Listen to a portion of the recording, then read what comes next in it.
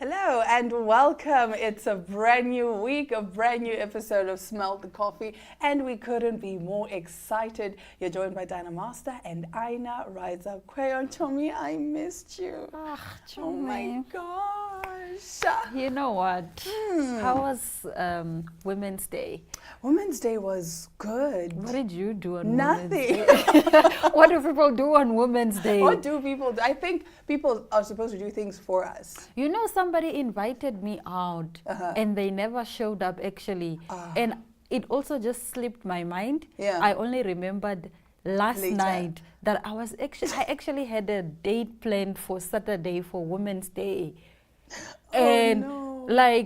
but I said to myself, I'm not gonna feel bad because I'm not the one that initiated this. The state, The exactly. person who initiated was then, because when we spoke about it, we resolved to touching base on Friday so that we can plan Yeah. the timing and the venue. But now the person never reached out on Friday. I never reached out on Friday, and it was just And it just died a natural it death. just died, I guess. I saw a meme that said, with black people, you'll give them the details, the full details.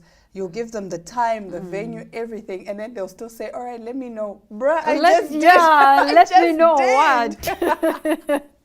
But also, we need to normalize not necessarily following through on plans, but communicating. Because, like you're saying, someone will invite you. And I understand, yes, sometimes people get busy.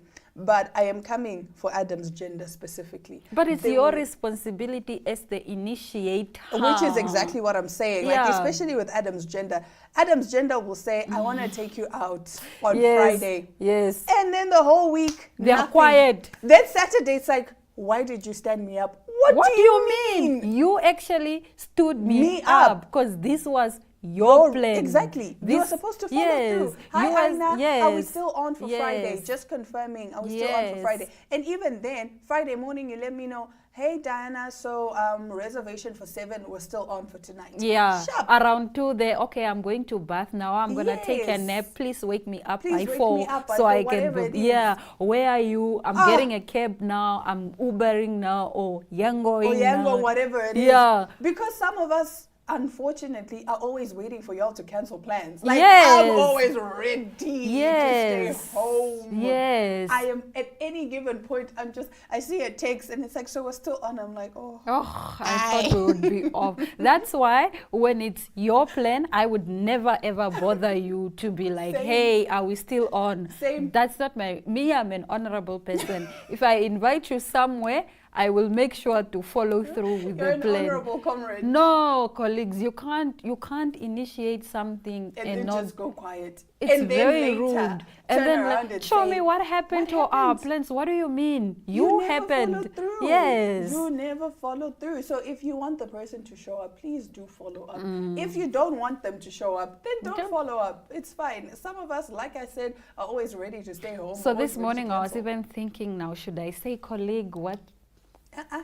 Or I must just keep You quiet. must just keep quiet. You must just It keep is quiet. what it It is is. what it is. Yeah. Because again, if I initiate something, if something comes up, it's my responsibility to tell you. Exactly. Aina, unfortunately, something came up. And if you had communicated to me, if you had been in touch with me, if something came up on my end, I would have Yes. said, no, something came up on my end. Can we Yeah. please And reschedule? because you have not been in communication, I just assume it's off. yes, I assume it's off. Because now I show up to this restaurant and it's just me dressed to the nines. Now what?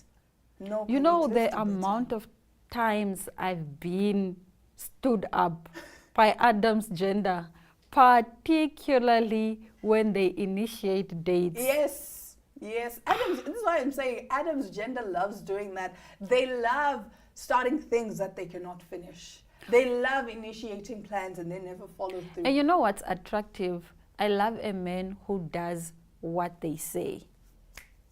Do, colleagues, if anything from this episode, do what you say. You know, this also just reminded me, I think I was supposed to go on a date yesterday. I think I was supposed to go for breakfast yesterday. Yeah, I was supposed to have a breakfast date yesterday. But even how that came about, it was, hey, I'm here if you want to see me. And Not I was like, if. no.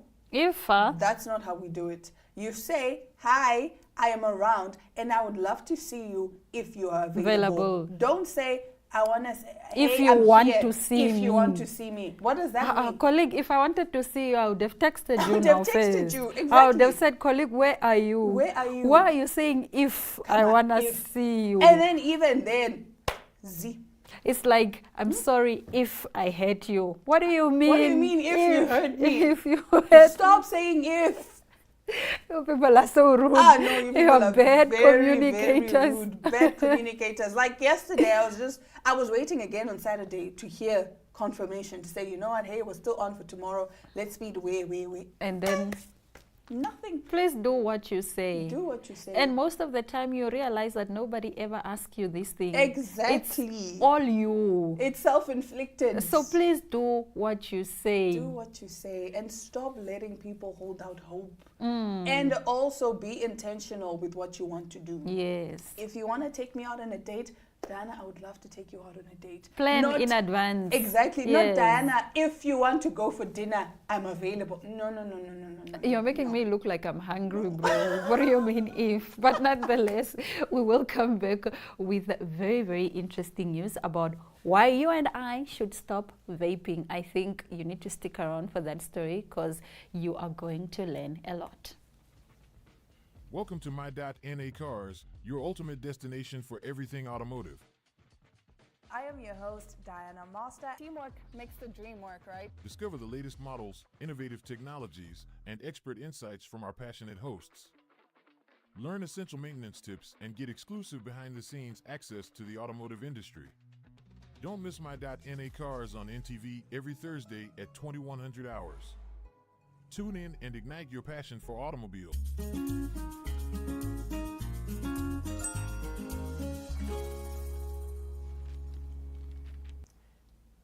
Alrighty, so starting off our top stories. Right. Singapore's Health Minister Ong Ye Kung's anti-vaping video sparks buzz, and it's nothing like you'd expect.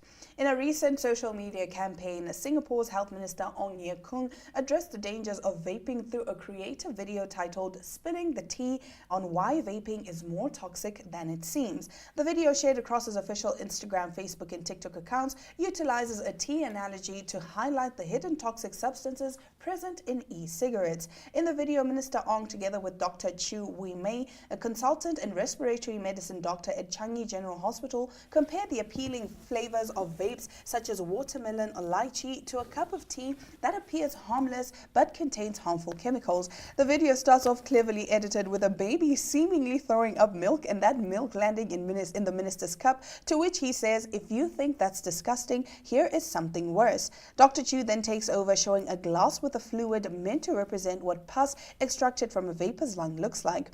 Dr. Chu goes on to show the differences between a healthy lung and an unhealthy lung which has pus from infection. He emphasizes that while vaping fluids may seem flavorful, they often contain substances like formaldehyde and acetaldehyde, the same chemicals used in cleaning detergents, which can lead to severe health issues, including respiratory problems and cardiovascular diseases. The video ends with Minister Ong saying, "Don't let your lungs look like that." This initiative is part of Singapore's broader efforts to combat the rising trend of vaping among youths. Despite being banned in 2018, the use of e-cigarettes has seen an uptick, particularly among younger demographics. Minister Ong's approach aims to resonate with this audience by leveraging social media platforms to disseminate critical health information in an engaging and relatable manner. Now, the video has garnered significant attention online, sparking discussions about the misconceptions surrounding vaping and reinforcing the importance of making informed choices regarding health. Through such initiatives, Minister Ong continues to advocate for public health by addressing contemporary issues with innovative communication strategies. Wait, before we speak about this, is second-hand vaping harmful? Yes. So why do people vape in public, in the office? People are so rude. Like, and apart in from the it cab, just in the everywhere. Apart from it just being like having secondhand smoke harming you, what makes you think I want to smell your watermelon flavored vape? Yes. I hate that. Please don't ever. I feel like vapors are less considerate than actual smokers. Smokers are more considerate. than vapors. Because to vapors, it's like, oh, it's not harmful. But it is. You just heard Yeah. that it's How very harmful it is. Like- I never knew the extent to which vaping. Well, I'm not a smoker. I don't like anything to do with smoke, particularly, literally, and Physically.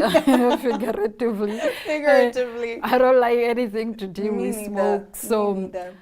Smoke is one of those things where I think because I'm asthmatic, so it's always been like a trigger. That's why even when we go out, have you ever seen me smoke hubbly? No, I don't do those things. yeah, But for some reason, I'm always surrounded by smokers. because of either hubbly, vaping, or actual cigarettes. I don't know, this vaping thing I think has really caught on with a lot of people, especially young people. Especially young people. They vape to school. They vape because they think it looks cool, right? Oh, Initially, it's an aesthetic.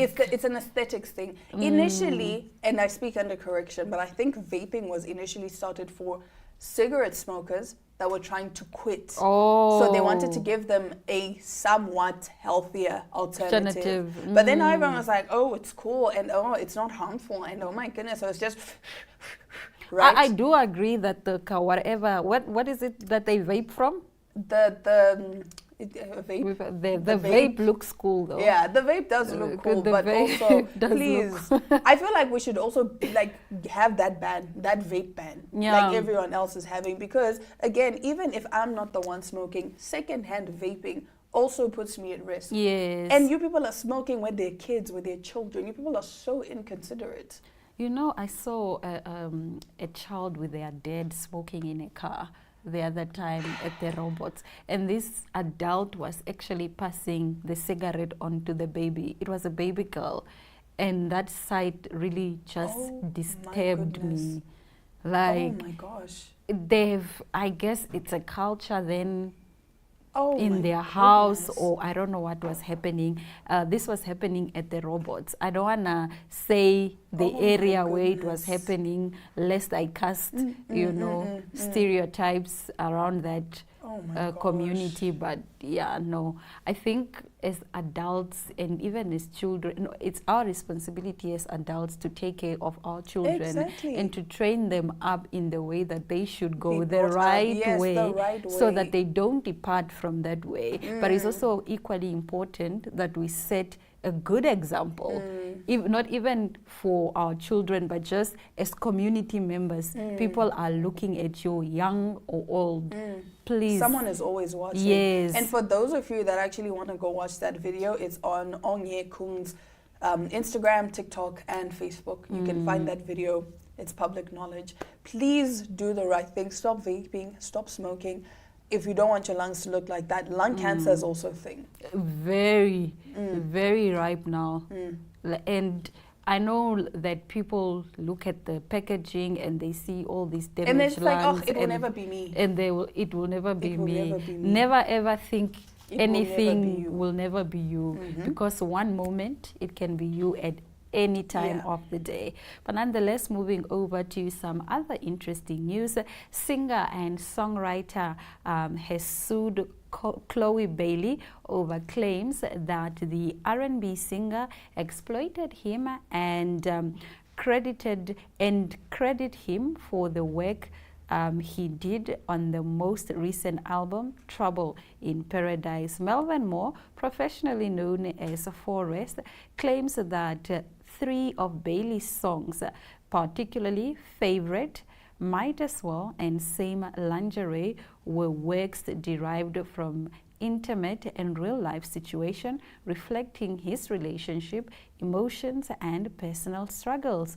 The artist, who worked with the likes of Chris Brown, Robin Thicke, and Trey Songz, among others, claims that despite his significant emotional and creative investment in the songs, he was poorly credited or compensated. Instead, he alleges that Bailey and others misappropriated the contribution to the work, falsely registered the work under their names, and exploited the works for commercial gains across multiple revenue-generating commercially viable platforms without authorization, according to court documents. Now, the 33-page lawsuit, which was filed in New York, also names Columbia Records, Sony Music, and Parkwood Entertainment as defendant. Moore is seeking $5 million in damages per song and $150,000 per willful infringement. One thing about Hollywood, they will sue. They will sue. Yo. But they will also be wrong all the time. Why are you not compensating another artist? Exactly. As a fellow artist, As a fellow artist. you know the struggles that all artists go through. Some, perhaps you were lucky and you didn't struggle like the rest of us, but the least you could do is compensate someone for their contributions. It's just wrong. I agree, because why are you taking advantage of this person? Yes. Like, why just are because you they are trying not to get known. rich? Yes. Why are you trying to get rich off of somebody else's hard work? Imagine. Like, nah, let's do better. Let us please. do better. Let's do better in this life, because my mom always says, what if the shoe's on the other foot? Yes. How would you feel if somebody took your work and then they made it their own and they don't even give you credit? It goes back to that whole Nara Smith situation. Remember with the South African influencer, and I apologize because I don't remember her name. But you know, everyone actually came for her and was saying, right, because Nara Smith would copy you. And then later on, everyone was like, oh, we're actually sorry. You're right. Nara was copying you. So it's just, and she was crying in the one video. And I understand that frustration, because now everyone is calling you the liar when it's actually your own work. Yeah. But nevertheless, we will be right back shortly. This is Glenora having an exciting chat with a young, good-looking gentleman. Let me just leave it there.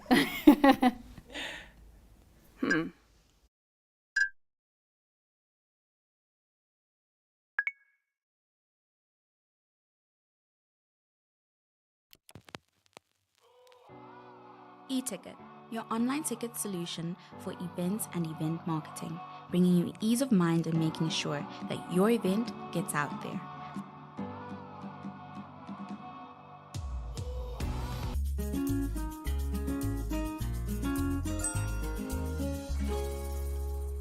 I'm sitting here with Frank Mungunda, who just recently completed a 6-month program in Germany. Now, before we head into that direction, I'm sitting here at this wonderful establishment. And Frank, can you tell the viewers where I'm at and what happens here? Hi, everyone. As you have heard, my name is Frank Mungunda, and I am a proud founder of Platonic Academy in Namibia. We are here on the premises of Platonic Academy in Paunispark, Windhoek, Namibia. And it's a STEM-based program where we're focusing on the high school level. So what I would refer to as the grassroots level. So we're trying to empower, inspire, and transform young minds through sharing knowledge and understanding. I love that, and it is a unique school from my experiences working the hallways, and I love that you guys are doing that. And which brings me to the next question. You just completed a 6-month program in Germany. Can you tell the viewers what that was about? I'm not gonna give too much away. Yeah. It's actually a 2-year program. It's a master's program that is between Namibia and Germany. So with Namibian institutions and institutions in Germany. So in Namibia, it's mainly the University of Namibia and the what we used to know as Polytech, but NAS now. Yeah, so the Science University here in Namibia, they are the 2 main universities that are offering the science or the master's program in science. So it's a 2-year program, of which 1.5 year is here locally, and then the 6 months is a mobility program to Germany. So this is funded by the German government, by the Federal Ministry of Education and Research from Germany, and then this is facilitated by SASCAL And so I was part of that. So the mobility was for industry exposure, practical research exposure. So we have both the vocational training as well as the academics, the master's program. So it's quite vast. So it's all over Germany, not just one particular university. So wherever you feel you want to go, then they guide you and help you through this process. Yeah. And this is part of the Youth for Green Hydrogen scholarship programs. Genau. Yeah. Oh, sorry, now I'm almost speaking German. with you, Genau, huh? wow. Yes. Yes. Oh, ganz genau. Yes. Yes. Yeah, it is. It is the program from the Youth for Green Hydrogen scholarship. So the idea is based on skills and capacity building. It's quite a new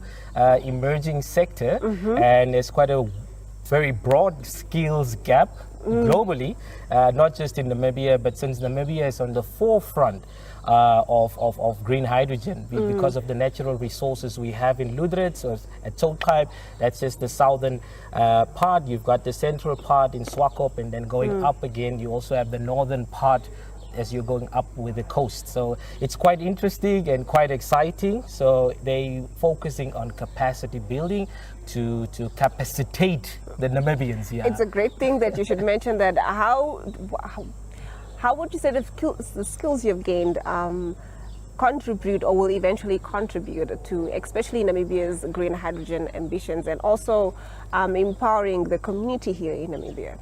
Yeah, it's a very important question because not just on the particular contribution that the cohorts, like the beneficiaries of this will bring, but also just to understand that there are so many other implications as well, socio-economic, the politics, everything around it.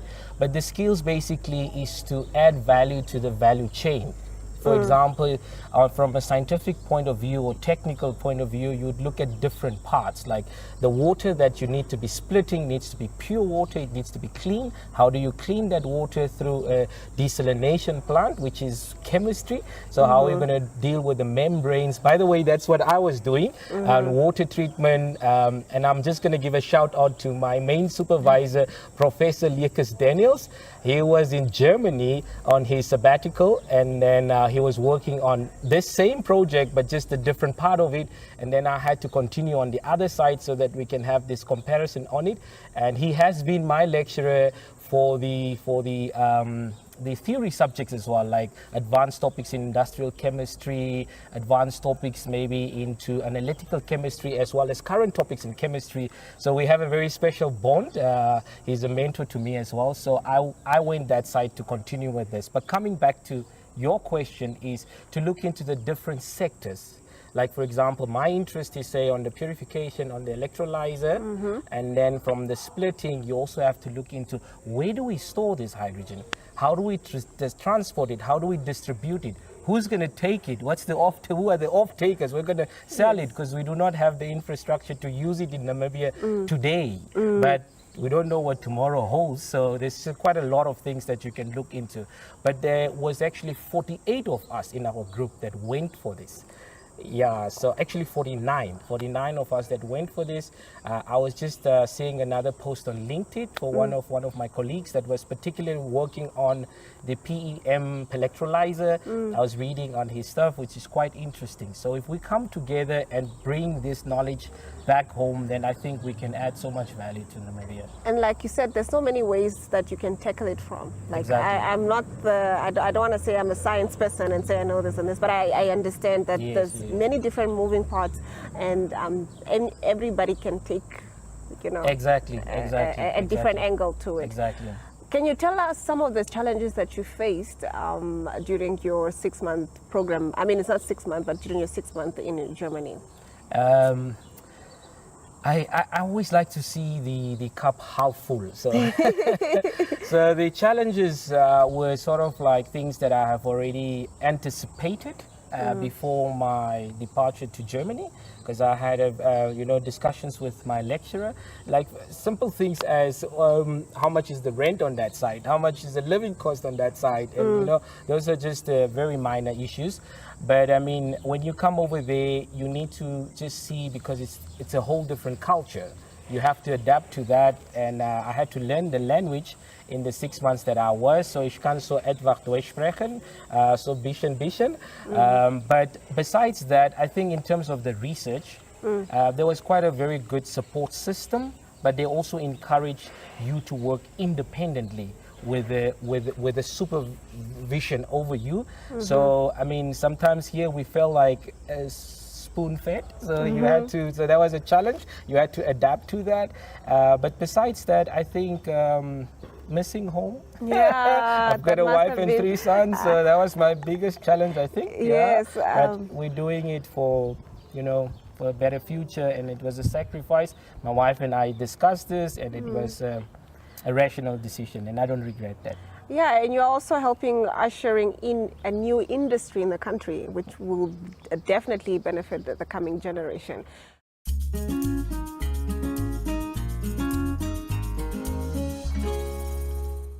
And it's a wrap for today's episode of Smell the Coffee. We'll catch you again tomorrow, same time, same place. From Diana Master and Aina Raiza Cuello, do have yourselves a fantastic, beautiful, and lovely Monday.